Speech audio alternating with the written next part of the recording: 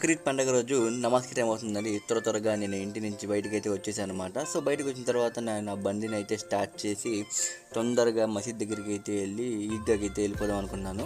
So ఫైనల్గా నేను ఈద్గాకి అయితే నడుచుకుంటూ వెళ్తాను అనమాట ఎప్పుడు. కానీ ఇప్పుడైతే మా మామయ్యకి కొంచెం హెల్త్ ఇష్యూ ఉండడం వల్ల ఆయన బండి మీద తీసుకెళ్దామన్నారు కాబట్టి సో బండి మీద అయితే నేను మా మామయ్యని ఎక్కించుకోవడానికి మసీద్ దగ్గరికి వెళ్తున్నాను. సో క్రౌడ్ అయితే ఆల్రెడీ ఫుల్ అయిపోయింది. సో ఫైనల్గా అయితే మేము ఈద్గాకి అయితే వచ్చేసాము. సో చాలా తక్కువ మంది వచ్చారు చూడండి, మెల్లిమెల్లి ఒక్కొక్కరు వస్తున్నారు. సో ఫైనల్గా మా గ్రూప్ అంతా వచ్చేసింది.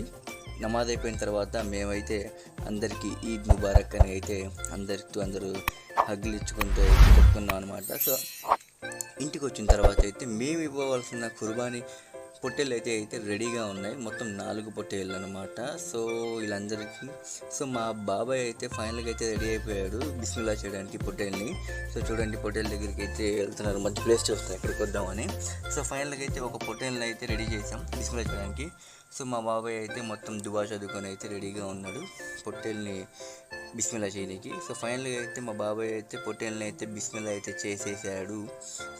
సో బిస్మిల్లా అయితే చేసేసాడు. సో బిస్మిల్లా అయిపోయిన తర్వాత అయితే ఈ పొట్టేళ్ళని అయితే చెట్టుకు కట్టేసి దాని చర్మం అయితే మొత్తం అయితే వచ్చేస్తున్నాడు. సో మొత్తం 4 పొట్టేలు అయితే కోసాం. సో అన్నీ చూపించలేం కాబట్టి ఇదొక్కటైతే చూపిస్తున్నాను. సో ఇది ఏ భాగానికి ఆ భాగానికి అయితే వేరుగా అయితే నరుకుతున్నాడు. సో నాకు చూడండి, మొత్తం వేరుగా అయితే మేము అయితే పెట్టేసాం. సో ఇదంతా తీసుకొని సో దీన్ని అయితే మళ్ళీ 3 భాగాలుగా అయితే చేయాలి.